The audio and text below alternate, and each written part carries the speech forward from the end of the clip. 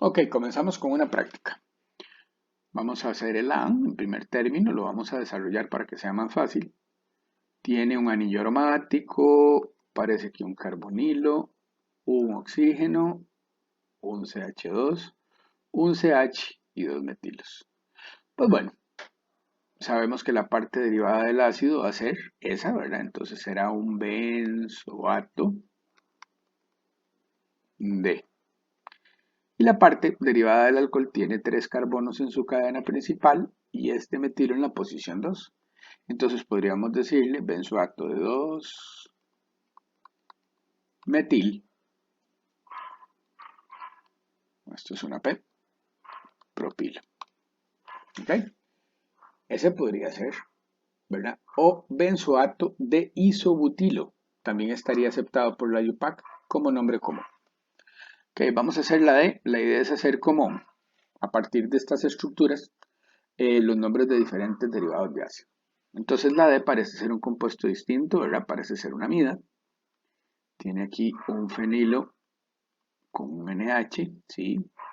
Ahora tiene un carbonilo, ¿ok? Un CH2, ¿ok? Que es este, y un isopropilo. Bien. Entonces la cadena principal de la amida va a tener 4 carbonos.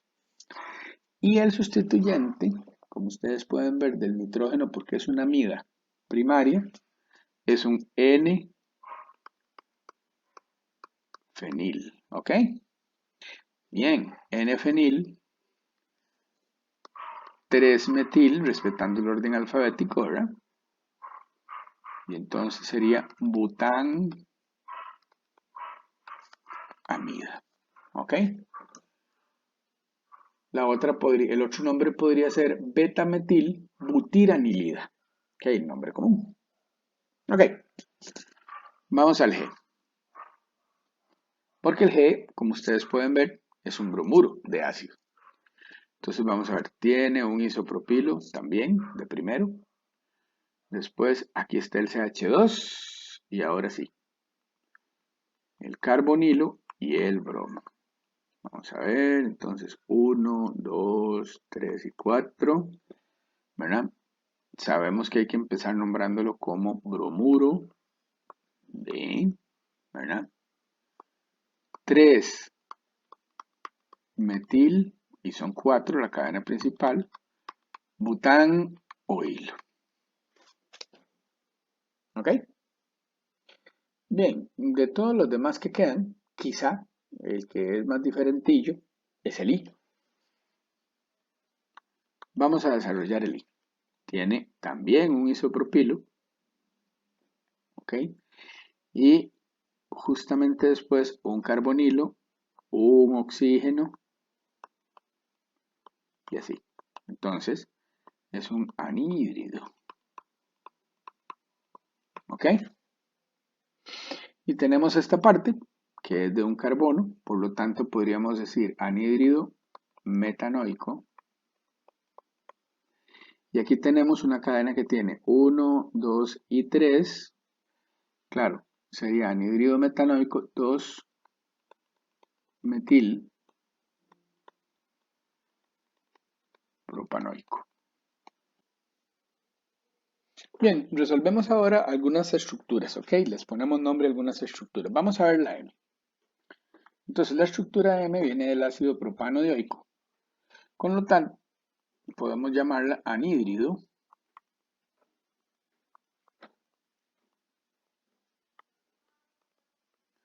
propano dioico.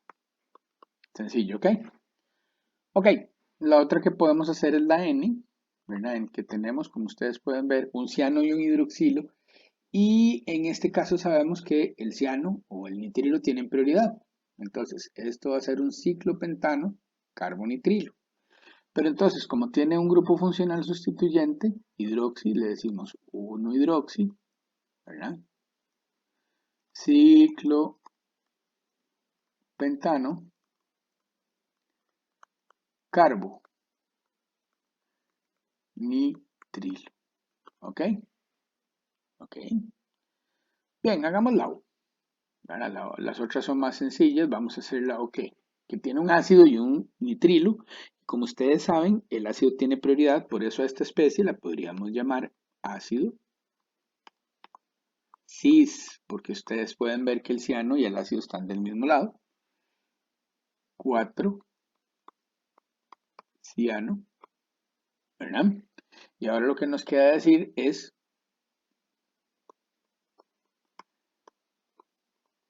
ciclohexano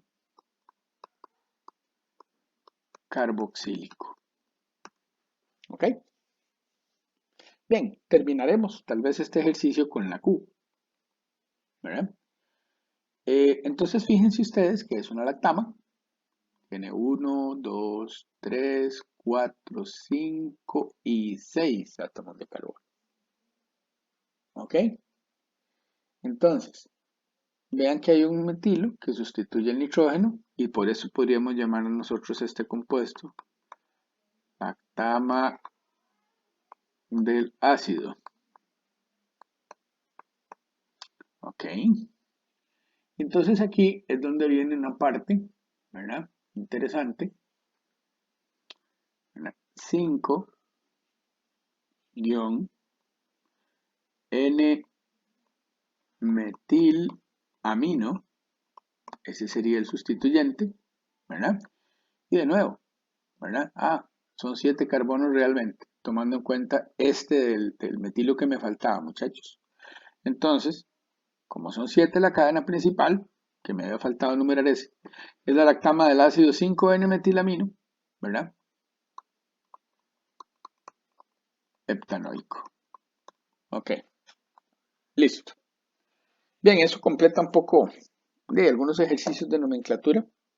Hay que practicar bastante, muchachos, nomenclatura, lo que tienen en el libro y tal vez en alguna práctica adicional haremos pues un poco, porque son bastantes ejemplos de nombres de compuestos de grupos funcionales distintos. Ok, vamos a hablar ahora de las fuerzas intermoleculares entonces en los derivados de ácido. Ok, vamos a ver dos cosas que son importantes es la polaridad del grupo que tenga el derivado de ácido en particular y la posibilidad de formación de enlaces de hidrógeno. Las fuerzas intermoleculares en este tipo de moléculas van a estar determinadas básicamente por eso. Claro, y como ya sabemos de antes, por su carácter hidrófobo.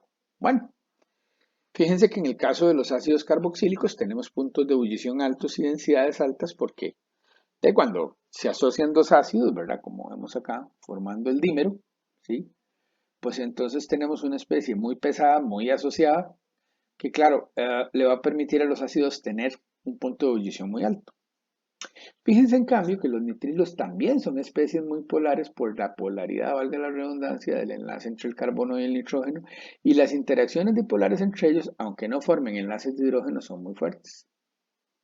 Ok, bueno, como para explicar un poco la tendencia de todos estos familias de grupos funcionales, muchachos, nos interesa ver esta tabla. Ok, fíjense que las amidas, ok, serán los derivados de ácido. Ahora, si uno se pone a pensar en derivados de ácido, todos que tengan más o menos la misma masa molecular, las amidas serán aún las terciarias las que tengan los puntos de ebullición más altos. Luego, junto con los alcoholes, ¿verdad? Que son otro tipo de grupos funcionales, están los ácidos y los nitrilos, por las razones que ya comentamos. Y luego, con los alcanos más o menos del mismo peso molecular, ¿verdad? Tenemos los metilésteres, ¿verdad? Los cloruros de ácido, ¿sí? Y eso quiere decir que la polaridad sola o por sí sola del grupo carbonilo no es suficiente. Tiene que haber algún factor más, ¿verdad? Que genere mayor polaridad en el grupo funcional, como se los decía. En el caso de las amidas, nosotros podemos ver, ¿verdad? Que cuando son amidas que pueden generar enlaces de hidrógeno, ustedes pueden observar acá, bueno, pues entonces debido a este pseudo doble enlace que ya habíamos comentado, fíjense cómo se pueden generar, ¿verdad? Enlaces de hidrógeno muy fuertes, porque claro, este hidrógeno es muy positivo por estar pegado a un nitrógeno que a su vez tiene una alta carga positiva. ¿Ok? Bueno, esta estructura además me produce, ¿verdad? Un oxígeno que va a tener una mayor cantidad de electrones, una carga parcial negativa, con lo cual este puente de hidrógeno o enlace de hidrógeno es fuerte.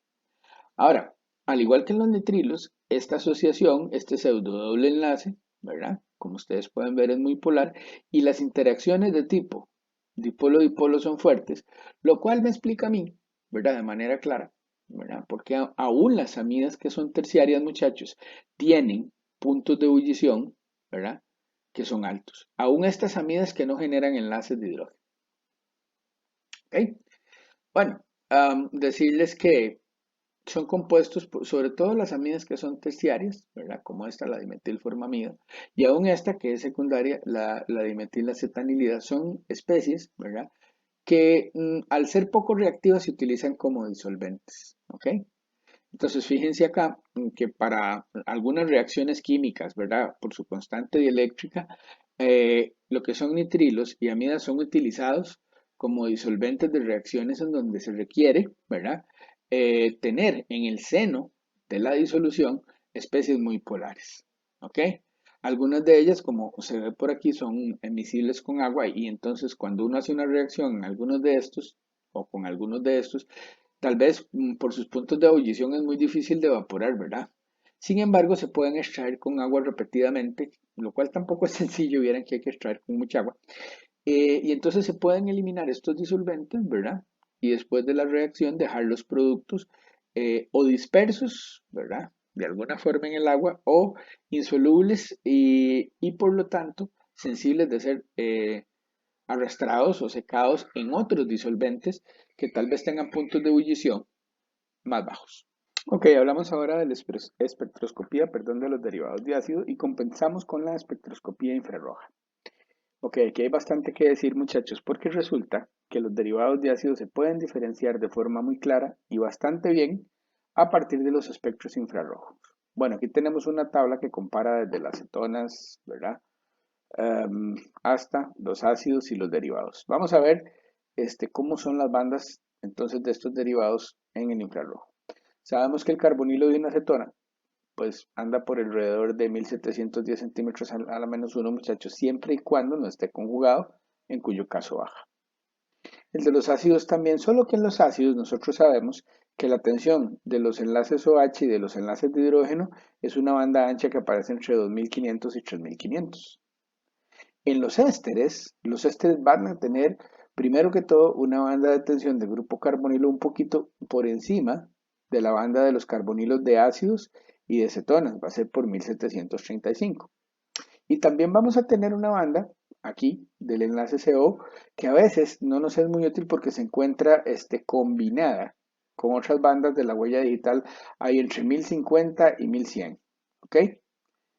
En el caso de las amidas, nosotros vamos a tener que los carbonilos siempre van a aparecer por ese efecto de conjugación que ya mencionamos, ¿sí? Entre 1640 y 1680. ¿Ok?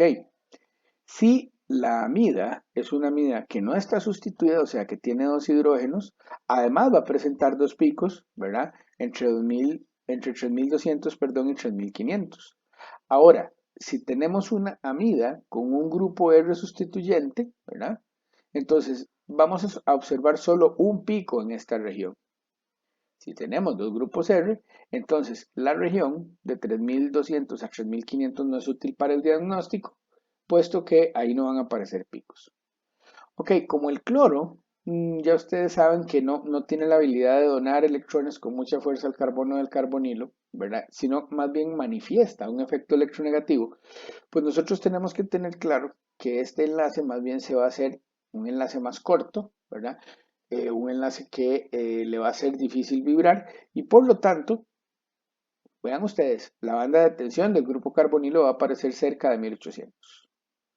En el caso de los anhidridos ocurre más o menos lo mismo porque hay dos modos vibratorios. Uno en el cual uno de los carbonilos aparece en 1800, ¿verdad? Y el otro sobre 1750. Claro, son dos carbonilos, ¿verdad? Y me voy a enfocar en dos modos de vibración. Finalmente, banda ya conocida por ustedes es la de los nitrilos, que está cerca de 2200 centímetros a la menos 1. Ok, bueno, acá vemos el espectro infrarrojo de un éster típico. ¿Lo ven? Entonces tenemos el carbonilo, por una zona normal es un éster alifático, así que vemos solo picos en esa región de la tensión CH. Y probablemente, ¿verdad? En esta región, este pico ¿sí? O alguno de los que están aquí sea del enlace de la vibración del enlace CO, ¿verdad? Realmente de estos enlaces CO. Acá vemos un éster que es aromático, ¿verdad? Y fíjense ustedes cómo la banda del carbonilo ya sale un poquito más abajo. Vemos también los picos correspondientes al aromático, ¿verdad? Y vemos que en este caso hay dos bandas para la tensión de tipo CO. Ok, vemos ahora aquí, muchachos, entonces los espectros o las bandas más bien más características de lo que son las lactonas y las lactamas. Fíjense ustedes cómo la posición de la banda carbonilo va variando, ¿verdad? En el caso de las lactonas, a medida que yo hago, ¿verdad? Un ciclo más tenso o a medida que los carbonilos están en ciclos más tensos, la banda se va desplazando, ¿verdad? A frecuencias más altas. Lo mismo ocurre en el caso de las lactamas. Ahora, en el caso, como ustedes pueden ver, de las lactonas, estos desplazamientos van a frecuencias mucho más altos que el caso de las lactamas por la conjugación que ya establecimos. De nuevo, en anillos como este, que son más grandes y menos tensos, o este, ¿verdad? Las bandas tienden a aparecer, ¿verdad? En las regiones típicas, tanto de los ésteres de cadena abierta como de las amidas de cadena abierta. Bueno, aquí sencillamente tenemos un ejemplito en el cual hay una lactona de 5 miembros y por lo tanto, ¿verdad? Vemos que el carbonilo aparece un poco para arriba de la región que es típica para los ésteres de cadena abierta. ¿Ok? Acá tenemos una serie de espectros de amidas. Como ustedes pueden observar, al ser una amida que no está sustituida en el nitrógeno o primaria, tenemos dos picos en esa región de 2500 a 3500, perdón, y el grupo carbonilo que por la conjugación ya comentada aparece por debajo de 1700. Vean que podemos tener una amida primaria aromática en la que se mantiene la misma tendencia. Un grupo carbonilo, como ustedes pueden ver, ¿verdad? Por debajo de 1700 y dos picos para la tensión del enlace NH2. Ok, lo que vemos acá de forma sencilla también es un espectro en donde ya tenemos una amida que está sustituida en el nitrógeno y solo me queda un hidrógeno, con lo cual solo me va a aparecer un pico en esa región de 3200 a 3500.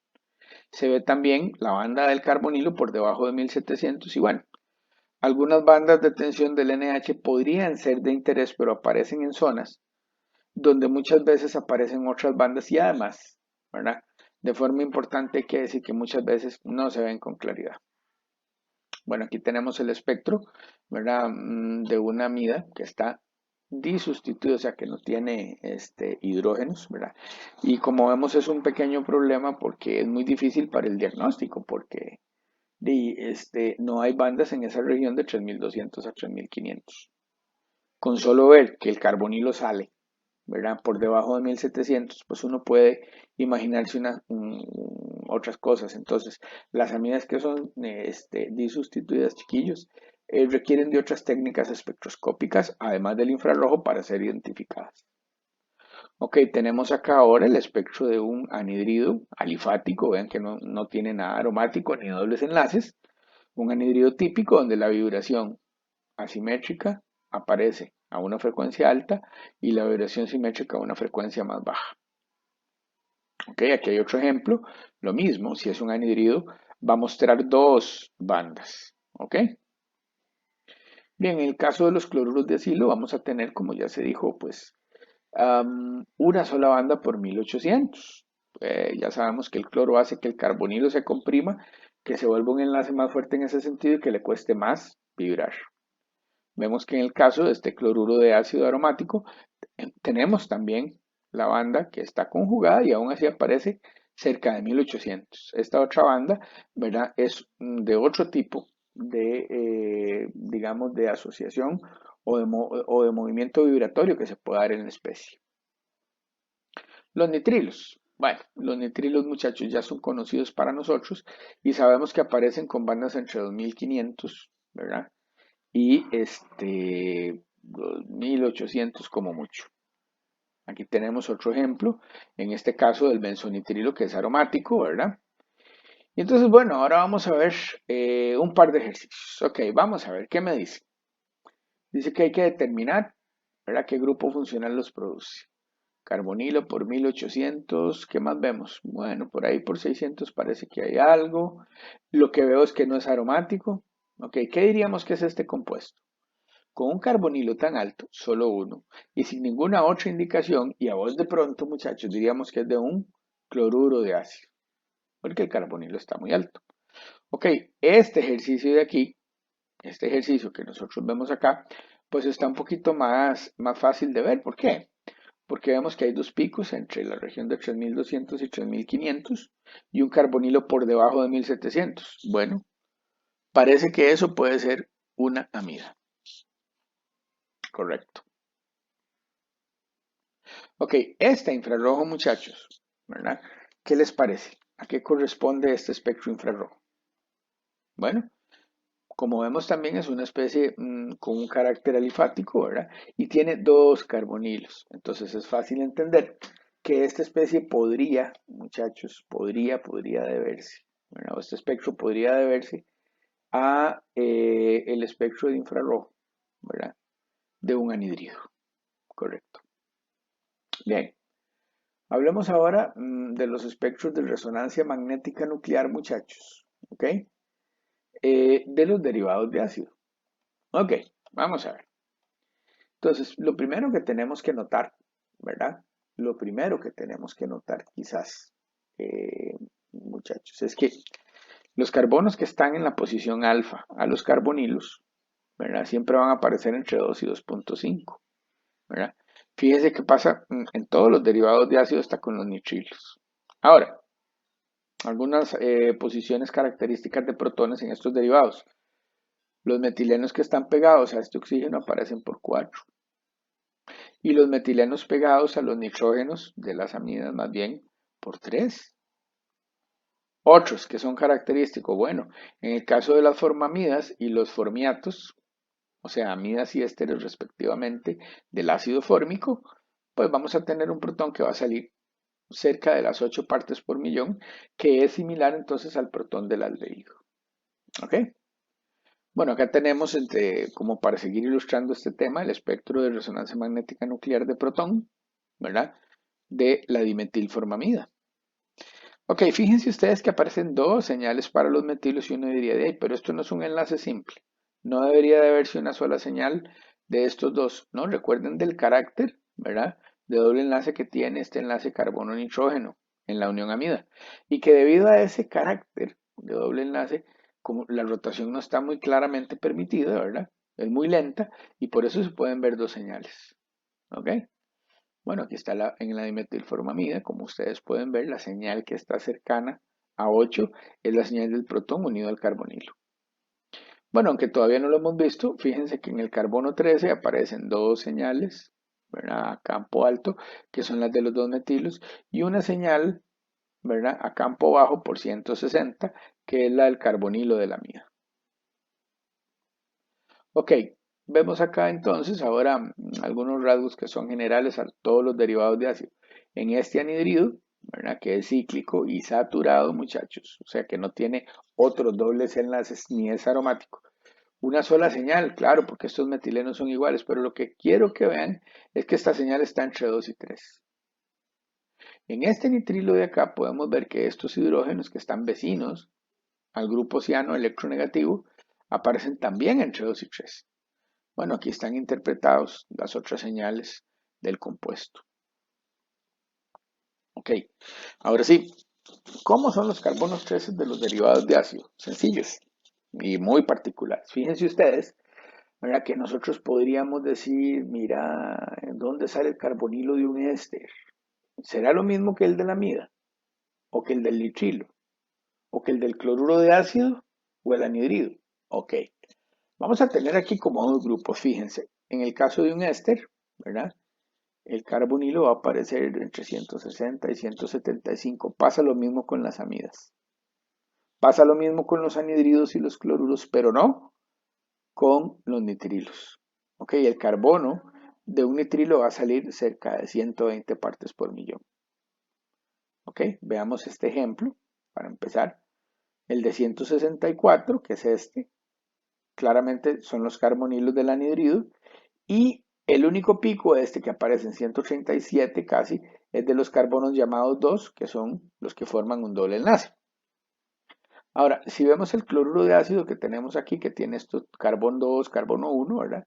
El carbono 1 es este, ¿verdad? Que sale por encima de 30 partes por millón por estar unido a un carbono que está muy positivo. Y este, que está cerca de 170 partes por millón, es la señal que corresponde, ¿verdad?, al carbono del cloruro de ácido.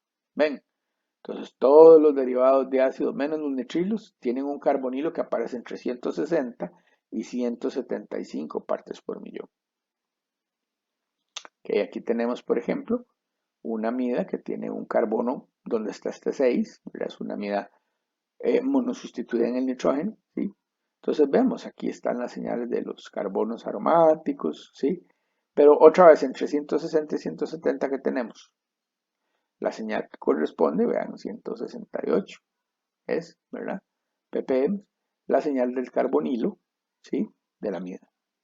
Aquí tenemos un ejemplo más en el que ustedes pueden observar que el carbonilo de la amida aparece en 160.84 y el carbonilo del nitrilo en 113. Bueno, aquí están entonces los desplazamientos químicos correspondientes a los otros tres carbonos. Ok, en este derivado que como ustedes pueden ver es un aminoéster, ¿verdad? Azufrado, muchachos. Nosotros tenemos que la posición del carbonilo es típica, 169.58 partes por millón, ¿verdad?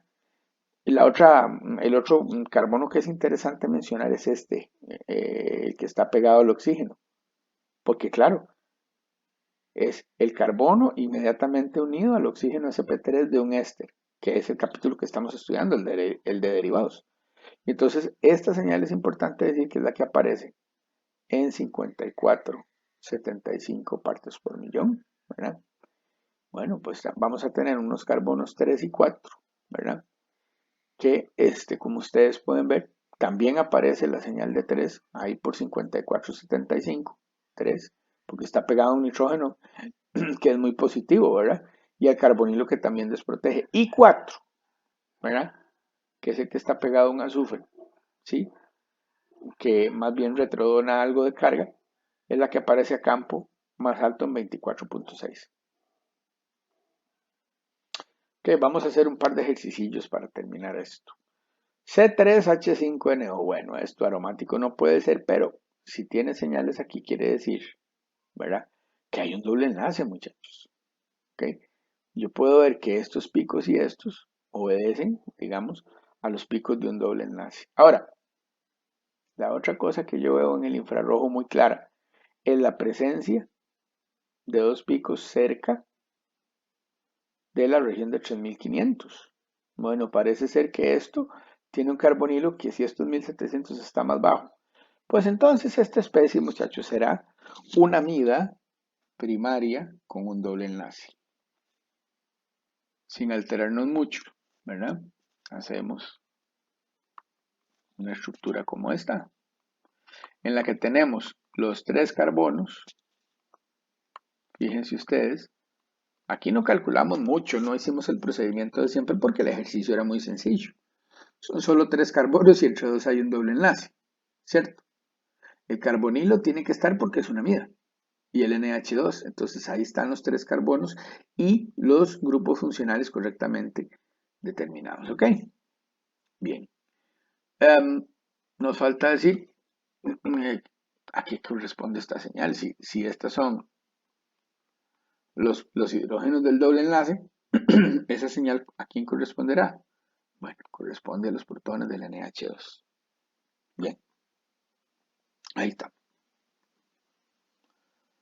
Ok, vamos a ver aquí algún rasgo, ¿verdad? Porque este espectro de RMN se ve un poco complejo, ¿verdad? Las señales, como ustedes pueden ver, son señales que tienen una multiplicidad compleja. Bueno, esto parece un triplete y esto también, pero aquí hay un multiplete. Y como vemos, este es el multiplete que integra para varias cosas.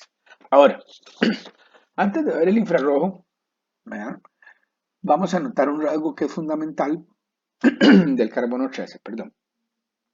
Bueno, ya aquí vemos una señal entre 160 y 175 que es la de un carbonilo.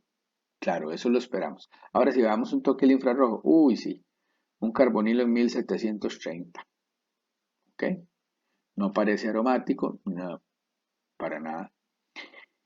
Y aquí por 1200 hay bandas. Puña, difícil, pero podríamos pensar en que esta especie de entrada, ¿verdad? Por lo que el infrarrojo me dice, sea un éster. Ahora, vean qué más se ve en el carbono 13 que nos sirve para determinar la estructura de esta molécula. Tengo solo CH2. Ok. Muchachos, ¿qué estructura es la de un compuesto químico que solo CH2 tiene? ¿Mm? Y además de que solo CH2 tiene, ¿ok? Y tiene un éster. Y son 5 carbonos. Pucha.